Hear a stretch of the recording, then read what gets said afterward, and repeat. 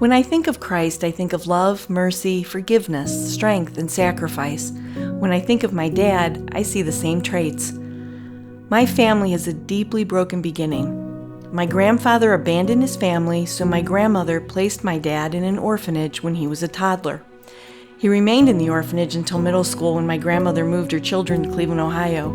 He lived in project housing near Kinsman and had a very difficult life. My dad was then sent to Vietnam, where he served as a helicopter gunner. He flew 52 flight missions and experienced the horror of war. He was even shot during one of these missions. Needless to say, my dad had a rough start. This man never had an example of what a godly father should be, but he is one, and he was the best dad a girl could ever have. I helped my dad work on cars. He volunteered teaching martial arts at the local rec center.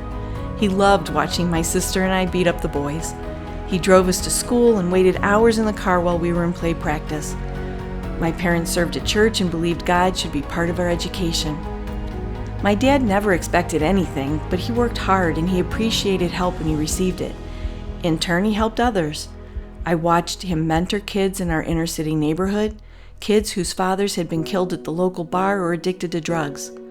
Somehow, my dad managed to keep us safe in a very rough place. My dad is 79 and still sacrifices each day for his family.